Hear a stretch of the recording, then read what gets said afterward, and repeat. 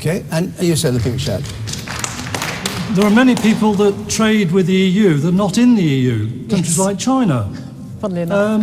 There's not a... Okay. You don't have to be in the EU to trade with the EU. But they have you don't to have pay to have an exchange tariffs. of peoples. But you would have to pay a higher tariff. And they don't have access to the Yes. services market, Would which you is accept- really important. 2/3 of our economy is services, and they don't have access to that. Isn't it amazing that only 4 of the G20 countries are in the EU and yet somehow manage to survive? I wonder how they do that. Okay. The man there, I can't see you. Yes, you, sir, with the brown pullover on your shirt. There, yes. You all keep saying that the referendum needs to be it needs to be a referendum because the people need to decide. But I was just wondering, with everyone throwing these facts around, like the 50 billion figure for political point scoring, how are the British people supposed to decide when they haven't got information? Well,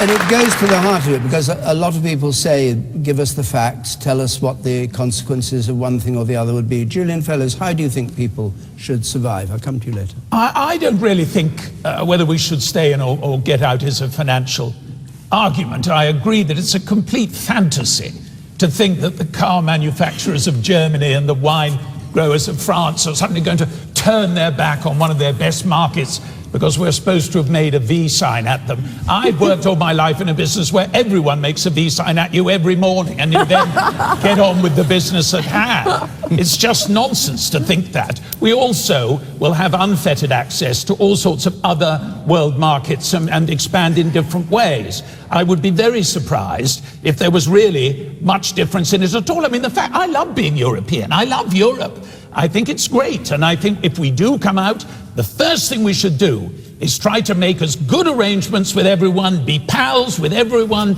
set up everything. I've been told, oh, we'll pay almost as much money if we want to go on trading. Well, let's do the sums, and if they work, let's pay it. That's all fine. But we won't have to live under rules we have not wanted or asked for or voted for. Yeah.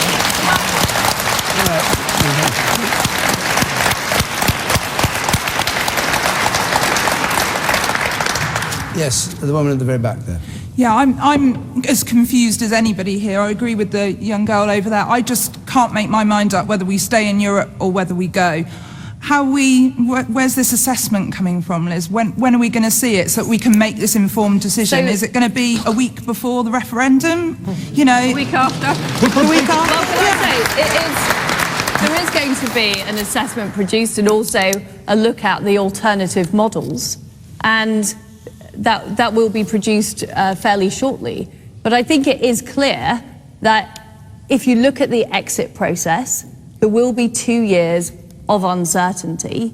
And if you look at the access to the European single market, including services, which represents 2/3 of the UK economy, no other country has access to that market without having to follow the rules.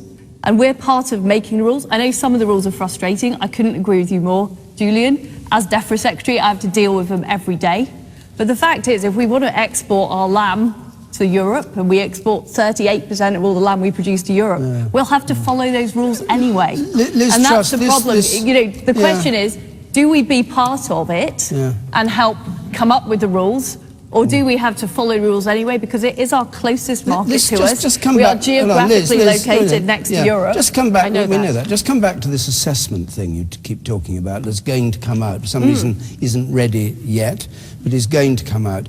Given that the government has said the civil servants can't brief people who are against staying in the EU, can only brief ministers who are in favour, is anybody going to trust this assessment? Because the government is party pre. Prime Minister has said they're going to stay in. David, we have an impartial civil service. Well, why aren't they allowed to advise the people who want to exit? They are able to provide facts.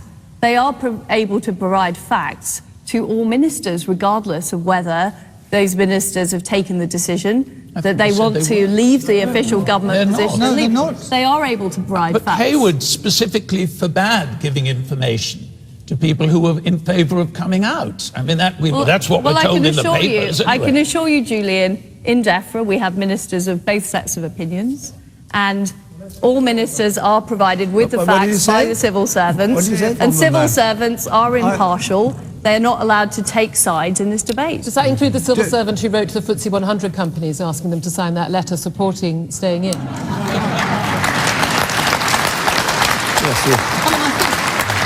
Yes.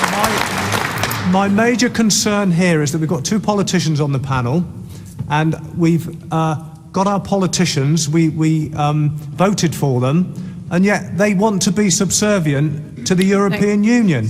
Can I make... And I'm just concerned that they are second-rate politicians being lorded over by the European Parliament. Can I say, we live in an interconnected world. You know, we are members of NATO, we're members of the WTO, we're members of the European Union. And can I just say, we have to work with other countries to get things we done. do not invite second-rate politicians onto the Question Time panel. We only invite... Thanks, David. We only invite the first rank. You may disagree with them, but they're the first rank of politicians that are on offer. I put that caveat in. Why are they fighting for us then we are against fighting, the European Parliament? But the question is, do we stay in Europe and fight for the rules that we want? But you're not. Or do we You're leave not it doing and it. end up having to follow those rules because we want to do trade with that market? We follow the... You can We still are trade with members it. of organisations like NATO, the WTO.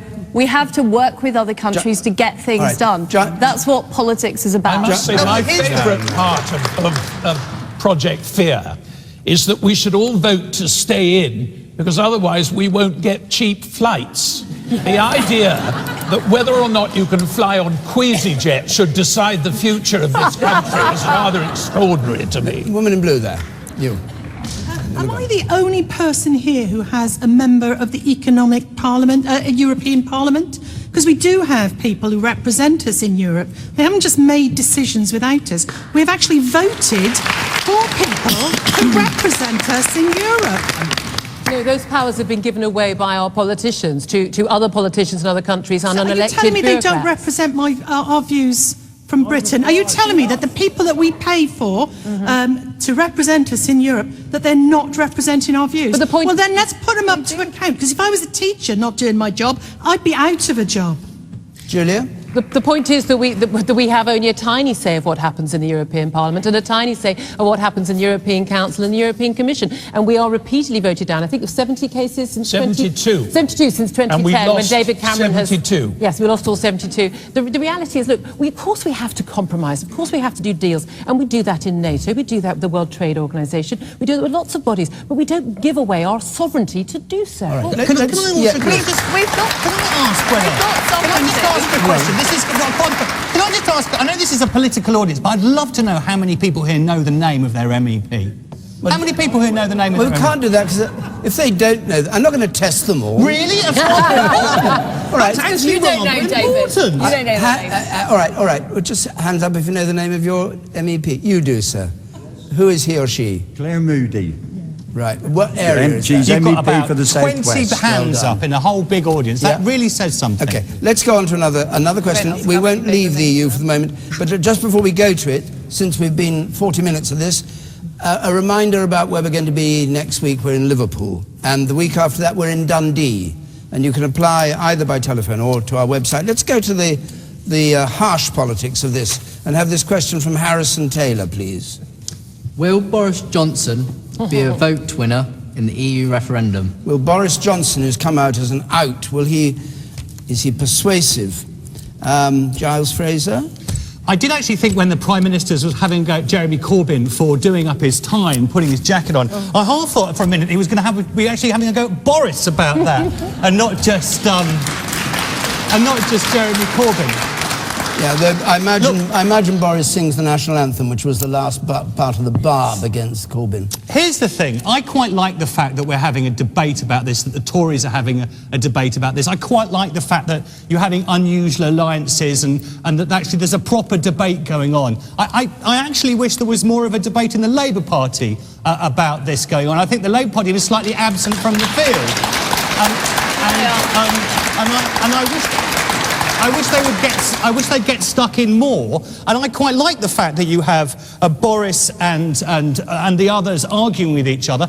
I think that is just what we want in our democracy, having a proper debate where there aren't any obvious sides anymore. This is too important an issue for it to become one of those tribal playpen issues. So really, really good that we have all different people arguing with each other. It's sort of a kaleidoscope which is being shaken up, and I think we should all think afresh and anew about this subject, and it's really, really good to see politicians breaking the mould about where they stand. Why do you think Labour is not arguing about it in the way that you would like? Well, the Labour Party used to have a good tradition of Euroscepticism with heroes of mine like Tony Benn, and I think probably through a Tony Blair period onwards, that got squashed out of them, and now I suspect Mr Corbyn, in his heart of hearts, is very ambivalent about Europe. I suspect Diane is secretly pretty ambivalent about Europe, really. But there is but they're not She's really allowed smiling to a very say saturnine so. kind of smile here beside me. And I wish they'd say so. Can we just unleash the Labour Party to have a proper debate on this? Diane, you have the freedom of the airwaves offered you by Giles to unleash your inner self. That's very tempting, Giles, but She's first rate. not this minute. No, I sincerely hope this referendum isn't decided as to whether people like Boris or not. Just as I hope that we don't confuse the issue of Europe with the issue of immigration. Yeah. Because Julian made a very good point, that some of the people that many people regard as immigrants are not from Europe at all. Just as I hope, somebody said, a couple of people said, and they were right, figures, going backwards and forwards. I think we need a debate on first principles. Mm. And one of the principles is that this is 16.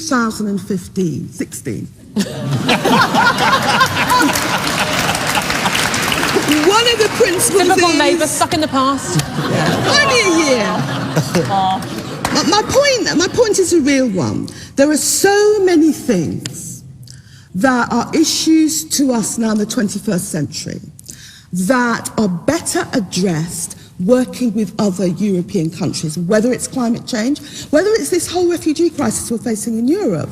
The idea that we are going to retreat into ourselves, you know, in the 21st century, it must be wrong. You talked about where the Labour Party is. The point to stress is the Labour Party has a very different vision of Europe. Jeremy Corbyn has a very different vision from David Cameron. David Cameron went and was battling to preserve bankers' bonuses. He was negotiating this totally fraudulent stuff about benefits and immigration. We want Europe that is a social Europe, that will protect workers' rights, will fight climate change. We want a social Europe, but we believe that in the 21st century it must make more sense to come together with our European neighbours than to retreat into some sort of a bastion. Have you changed your view on this in your time in politics? On Europe? Yes. I've always been a sceptic about the Eurozone. And I think I've been proved right. The problem... But about the EU? Oh, no. I've always been pro-Europe, but I was always sceptical about the economic aspects of it, because there wasn't genuine convergence between the economies, and we've seen what happened to Greece. The woman there on the left. Yes, I was a little concerned about Julia saying something related to we will choose who we want and what we need, and I think that's a little bit dangerous of choosing people that way. But the issue with the referendum, I think it's a disgrace to have the Prime Minister forcing this, going to Brussels, demanding something that I think UKIP forced him into when it's not really about that. It's fine to have the discussion about something like this, but there's so many different facets of this, and really it's not even going to address the issue. And I think, you know, having a referendum costing so much for people to go and vote and do all of the polling, I think it's a disgrace to spend so much money on an issue that really isn't a real issue. Why is it not a real issue? It's about well, the Tory because pie. it's not really about what he's pushing. You know, everyone is saying something different. Is it really about staying in Europe, or is it about being part of a party that believes in the same thing? Even his frontbenchers don't even agree or support him. What do you think it's about? I don't think it's about. I think UKIP forced him into a decision in the last British people election. demanded it.